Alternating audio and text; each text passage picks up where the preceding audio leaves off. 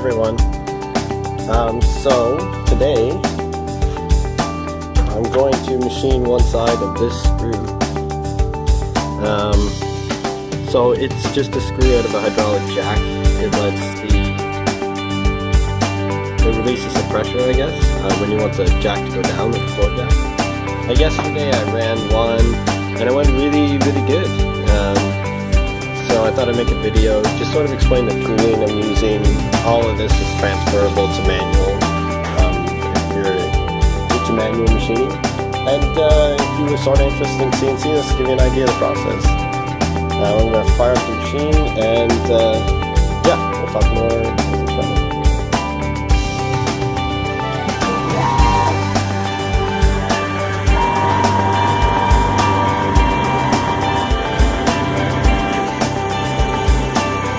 Okay, so for spacing and OD turning, I'm just using a braced on carbide tool. So here's a shot of it. It's from Busy Bee. They're like $6.99 if I remember correctly, and they're really good. Yeah, I've been using them for a lot of stuff because setting up this little CNC machine, I've had a bunch of crashes, and it's nice to just throw the tool in the garbage and grab another. Yeah, for this I didn't bother using G96, which is a code that calls up constant surface speed.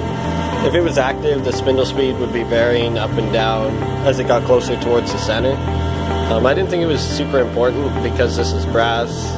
It's a pretty low stress machining operation, so I just decided to set a spindle speed and go with it.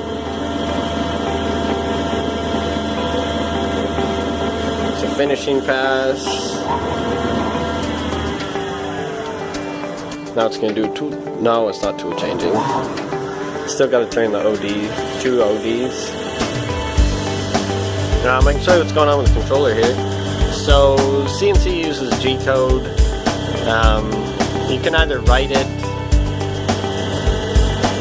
sort of just from memory and using a little bit of math. There's X and Z coordinates only on the lathe. Z is what the direction it's feeding now, that way, and X is that way.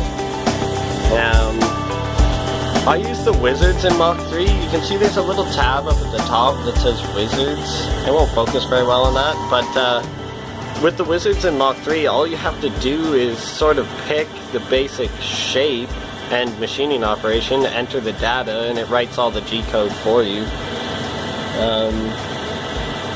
Mach 3 is a really inexpensive program, but it does an awesome job of conversational programming. Or some sort of conversational. It just, I guess it's still running G-code to execute all the operations. But, so I go ahead and do the Wizards, I post the G-code, and then I cut and paste them all into one big program. And I have to add in tool changes and stuff like that. Yeah, I'll zoom out a little, or walk back a little, so you can see the whole machine.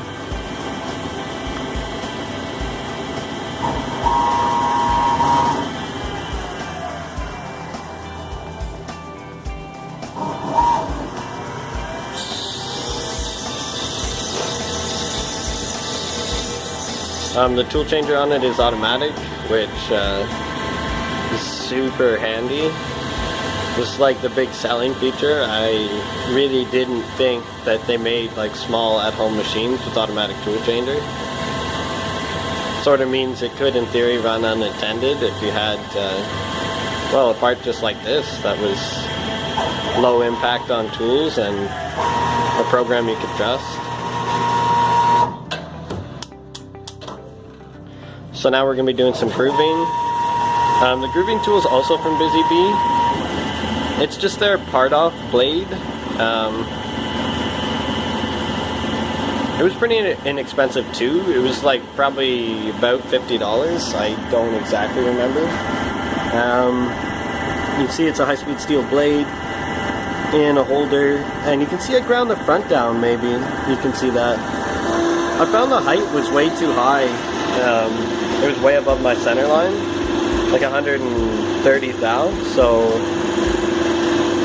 instead of taking 130 thou of my tool holder, which would have weakened it, I took it off of the blade itself, and that sort of allowed me to give it a unique geometry, flatten the top out.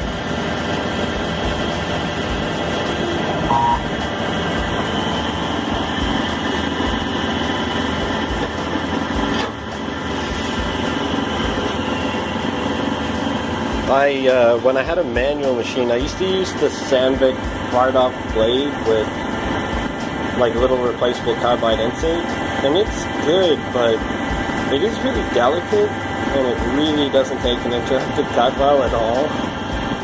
And also any sort of mistake, like if you ran it into the part, it would be done.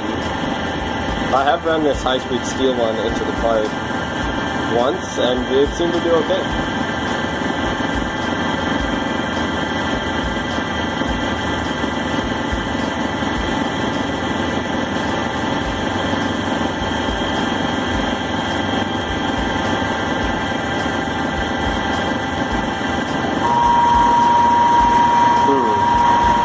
Touch there, which means I've got my tool offset wrong.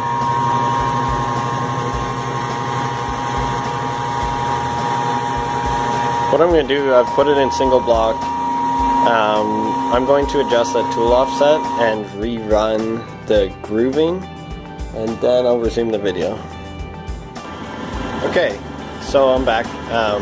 All I did was measure the diameter I had and adjust my tool wear offset,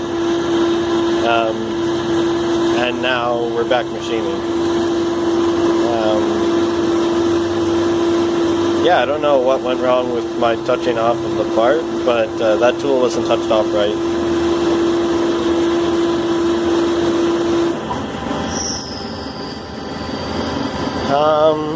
Trying to think what else I can tell you is,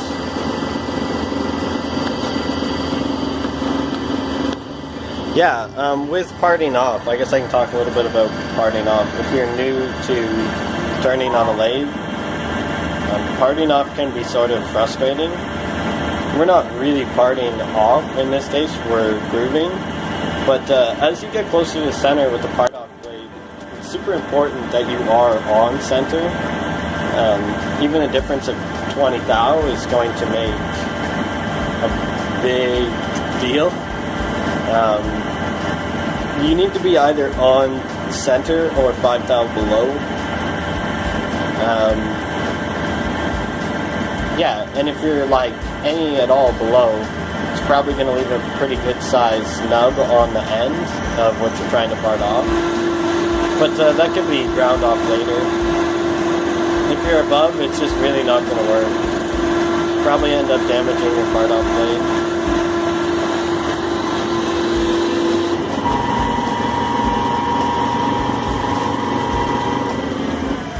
So this nearly concludes this video.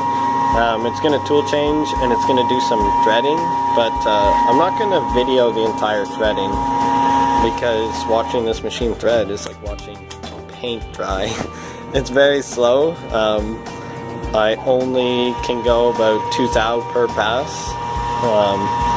just because on your manual machine you have a connection between the spindle and your lead screw by gears, but on this we don't. We have 2 separate motors, one for the spindle and one for the saddle here, moving back and forth.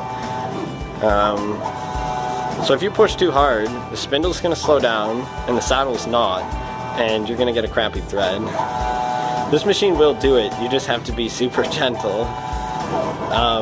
I'll say a few words about my threading tool though. I just took a piece of high-speed steel and ground it. It's a piece of 1/2 inch. If you're grinding high-speed steel into any tool, you can expect it's going to take a long time. You're going to have to continuously quench the tool in water. Don't push so hard that it goes brown, or worse, blue. If it's a little bit browned, I've read on the internet that it doesn't affect tool life, but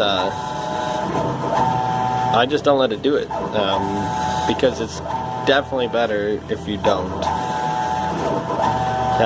Once it goes blue or brown, you're starting to change the temper, almost anneal the tool steel, and it won't be as sharp, won't keep cutting edge as long. Okay, well, I'm gonna wrap it up. This video's getting sort of long. Thanks for watching, and yeah, I'll post more later.